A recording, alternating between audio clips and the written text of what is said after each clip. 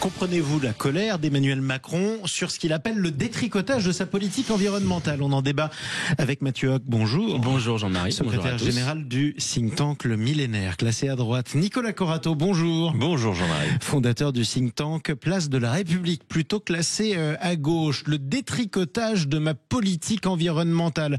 Il fallait pas supprimer les zones à faible émission, il ne fallait pas suspendre ma prime rénov'. Nicolas Corato, pour vous? Non, nécessairement, il ne fallait pas ni faire disparaître les ZFE, ni faire disparaître le dispositif MaPrimeRénov'. Parce que c'est un minimum. Moi, ce qui me choque et ce qui m'inquiète dans la colère du président de la République, c'est pas sa colère en elle-même. C'est que celui qui peut-être a le moins tricoté de ces dernières années sur les schémas et sur les sujets écologiques s'inquiète de ce détricotage.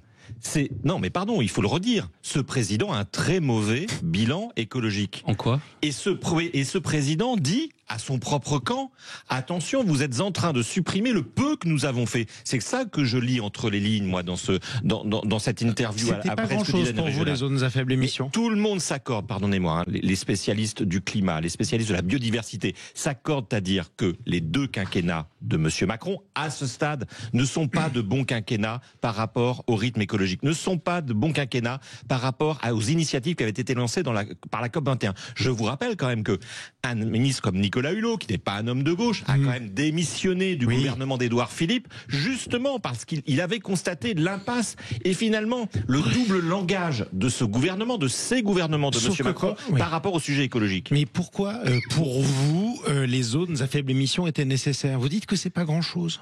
Ah non, je dis pas que c'est pas grand-chose, je dis que c'est un réel effort, les zones à faible émission. Je dis pas que c'est facile, je dis pas qu'il n'y a pas de contraintes, je dis pas qu'il ne faut pas accompagner, je dis simplement que c'est un sujet de santé publique, et c'est pas qu'un sujet d'écologie et d'environnement.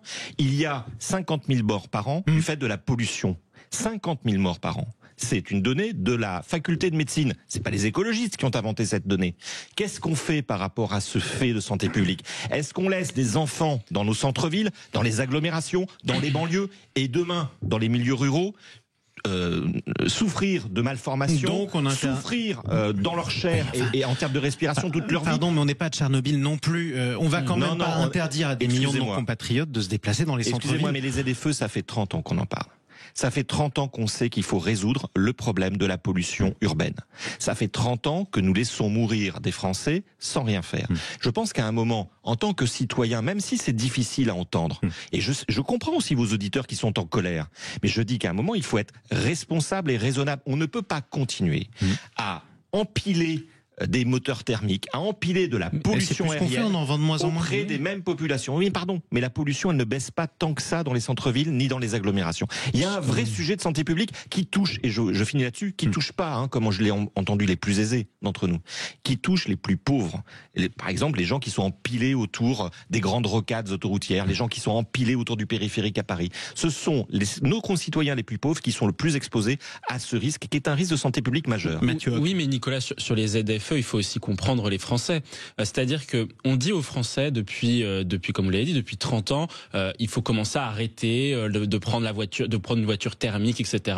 On a d'abord expliqué aux Français qu'il fallait passer au diesel. Puis, on a réorienté une partie de l'aide à l'acquisition de véhicules au diesel auprès des Français. Ensuite, après, on leur dit le diesel c'est pas bon, il faut passer au semi-électrique. Et puis ensuite, après, on vous dit c'est pas bon, il faut repasser à l'électrique. Mais le problème, en fait, le problème est tout simple, c'est que on n'accompagne pas les gens à passer à la voiture électrique. Comment vous pouvez expliquer aux Français qui ont du mal aujourd'hui à se transporter dans un véhicule, à acquérir un véhicule, de leur demander d'acheter des véhicules qui sont de plus en plus chers? Une voiture électrique neuve, ça coûte plus de 20 000 euros aujourd'hui à un Français, et leur dire justement on va pas vous aider, on va pas vous accompagner à le faire, et on va pas justement accompagner l'électrification des usages. Et ensuite après, non, mais surtout, et c'est l'esprit de Pentecôte, je suis d'accord avec vous. Il y a un autre problème dans ce que vous dites aussi. Ensuite, après, à gauche, mais c'est que acheter des Nicolas Corato, la parole est à Mathieu Hoc. Vous leur dites aujourd'hui, il faut acheter une voiture électrique. La voiture électrique, ça coûte plus cher qu'une voiture thermique. Et ensuite, après, le coût de l'électricité explose depuis notamment la crise énergétique, parce que on a un marché européen d'électricité qui n'est pas bon, et parce que justement, vous voulez fermer des centrales nucléaires. Comment vous voulez aujourd'hui augmenter peut-être peut-être pas vous, mais en tout cas dans votre alliance du NFP, il est quand même inscrit une décroissance en termes de mix électrique sur le nucléaire. Donc comment vous voulez expliquer que vous voulez faire la voiture électrique en vous séparant progressivement du nucléaire et donc en renchérissant le coût de l'électricité, puisque vous allez faire du renouvelable qui a coûté encore plus cher aux Français. Donc vous allez leur demander, un, d'acheter un véhicule plus cher, et deux, de se transporter plus cher, alors qu'en plus les Français subissent une crise énergétique très forte avec une augmentation et une envolée du prix du carburant. Donc pour vous, la colère d'Emmanuel Macron n'est pas justifiée parce que ces reculs sont nécessaires. Sur ce point-là des ZFE, non. En revanche, sur le point de ma prime rénov, moi je pense qu'il a raison dessus, parce qu'en fait, et c'est là où qui a raison, Emmanuel Macron. Parce que je prends un autre exemple, c'est que vous dites aujourd'hui la politique environnementale d'Emmanuel Macron est quasiment un désastre. Je vais pas dire désastre. Non, mais elle est jugée pas bonne, etc.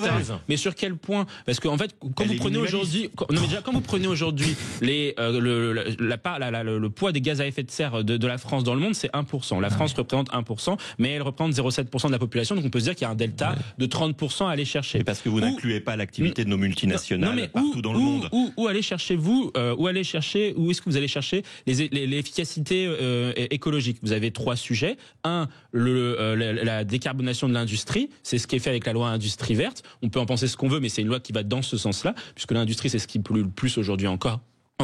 De l'agriculture, mais est-ce que vous pouvez demander davantage d'efforts aux agriculteurs compte tenu de tout ce qu'ils subissent? La réponse est plutôt non. Et 3, c'est le logement, et le logement, il y a ma prime rénov pour cela. Alors ma prime rénov, c'est pas un dispositif qui est exceptionnel, il y a énormément de fraude, les travaux, faut aussi avoir des gens pour faire les travaux, dans les faits certes, mais en tout cas on peut quand même dire que le président de la République a identifié les secteurs qui chose importante, j'ai entendu dire il apporte des réponses. Après, on a entendu dire qu'il y avait beaucoup de fraude, on sait toujours pas quel type de fraude on peut voir sur ma prime rénov. Il y en a sûrement, mais on ne demande qu'à le croire. Mais on ne sait toujours pas comment se passent ces fraudes, quoi qu'il en soit. Est-ce qu'on n'arrive pas quand même aussi à un changement d'époque où concrètement il y a un ras-le-bol qui s'installe dans l'opinion publique face à une écologie qui n'est perçue que comme punitive? Parce que les ZFE, c'était ça quand même. J'entends ce que vous dites. Je pense qu'il y a surtout une bataille culturelle qui est en train d'être perdue par la gauche et par les écologistes sur l'urgence d'agir pour le climat, l'urgence d'agir pour la biodiversité, l'urgence d'agir pour la santé publique. Ce que je remarque, c'est que dans le champ du débat public, désormais, une très grande partie de la classe politique, des éditorialistes et des journalistes, ont basculé dans une forme de, de déni de la réalité environnementale. Et que ce que nous allons, nous, génération, léguer à nos enfants, ce sera le bilan de cette bataille culturelle qui est en train d'être perdue. Et la gauche a sa responsabilité dans cette défaite. La gauche a la responsabilité dans cette défaite sur Pourquoi la manière. C'est systématiquement perçu comme une punition, une politique qui viserait à nous faire politique qui viserait à nous faire expier les excès des générations précédentes à chaque fois. Est-ce que c'est comme ça qu'on le reçoit aujourd'hui? Je ne pense pas qu'il y ait de notion morale. Et si c'est vécu comme une notion morale, c'est effectivement un échec. Je vais vous dire. C'est pas une punition, mais ça va faire mal. Et je pense que ce qui manque aujourd'hui, c'est du courage politique. C'est de dire aux Français, et pas qu'aux Français, aux Européens, et pas qu'aux Européens, à l'ensemble de l'humanité sur Terre, qu'on va plus pouvoir vivre comme avant. Et ça, il va falloir des hommes et des femmes politiques qui soient à la hauteur de l'enjeu. Donc si je vais point par point pour qu'on soit très concret, ça va être difficile. Ça va être extrêmement difficile. Donc on explique aux habitants de Castres, par exemple, que oui, ils doivent renoncer à leur autoroute A69 qui les relie à Toulouse. Je veux dire, quand on va commencer à devoir expliquer aux Français qui pourront plus boire de l'eau comme avant, ni au robinet, ni dans les eaux minérales, quand on va commencer à expliquer aux citoyens partout dans le monde que l'eau est devenue une matière première rare et qu'il va falloir l'économiser, oui, on va commencer à rentrer dans le dur. Et ce sera beaucoup plus difficile comme débat que l'histoire du ZFE ou que l'histoire de la 69. Et l'autoroute A69 ? Parce qu'il ne sera plus question de savoir si on doit gagner 15 minutes sur un trajet quotidien, il sera question de savoir si on peut encore se nourrir, s'alimenter et boire sainement. Et je vais vous dire, oui, il va falloir des hommes et des femmes politiques qui soient à la hauteur de ces enjeux et qui aient du courage, quel que soit d'ailleurs leur camp. Et qu'il soit du camp productiviste ou du camp du progrès, il va falloir que les femmes et les hommes politiques... C'est quoi le camp du progrès ? Le camp du progrès social, vous voyez. C'est-à-dire moins produire, se priver, faire preuve de frugalité. Ça pose un parce que ça, pour moi, c'est moral. Et payer des retraites, le progrès social à gauche, historiquement, vous savez qu'il a toujours été dans un grand camp de la gauche lié à la production. On produisait, on travaillait et on avait partagé le gâteau de manière beaucoup plus égalitaire. Sauf que maintenant, on doit tous faire chez nos camarades. Sauf que effectivement, quand vous vous dites, mais en continuant à produire comme nous produisons, nous détruisons détruisons la planète, oui, ça remet en cause bien sûr des fondamentaux, y compris à gauche. Mais il faut l'accepter, il faut regarder la réalité en face. Il faut pas tourner le dos. Il faut pas avoir des choses faciles en disant ouais, tout ça c'est pour punir les pauvres de France. C'est pas des mots faciles, mais c'est la perception qui est importante. Mais c'est ce débat facile qui est en train de se courir. Parce qu'on traite pas les mêmes sujets. Le mot de la fin pour Mathieu. Parlons de la qualité de l'eau potable en France. Et vous verrez que vos auditeurs peut-être regarderont et écouteront un peu différemment nos débats. Le mot de la fin pour Mathieu. Idéologiquement, il y a des vrais problèmes dans ce que vous dites à gauche. Il y en a au moins deux. Je peux pas tout développer. On parle pas que de la gauche. Hein, mais la droite de problèmes idéologiques sur l'écologie.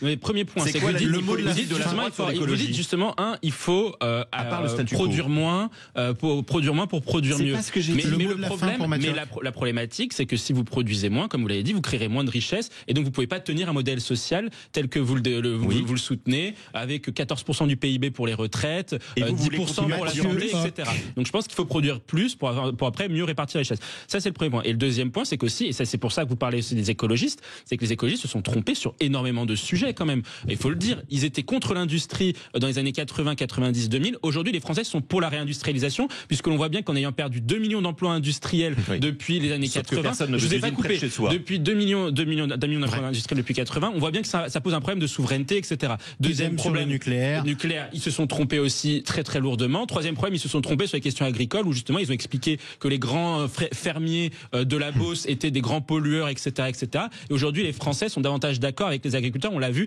avec la crise agriculture. Donc le problème à gauche, c'est que vous oubliez le réel, c'est qu'aujourd'hui les gens, je suis désolé de le dire, vous disent que vous êtes trompés sur beaucoup trop de sujets. On va pas supposer qu'il n'y ait qu'une seule gauche ou une seule droite d'ailleurs. C'est vous qui dites que les gens veulent entendre. En tout cas, on vous entendra un prochain dimanche sur Sud Radio après la Pentecôte. Donc merci en tout cas d'être venu en débattre. Mathieu Hoc du think tank Le Millénaire et Nicolas Corato du think tank Place de la République.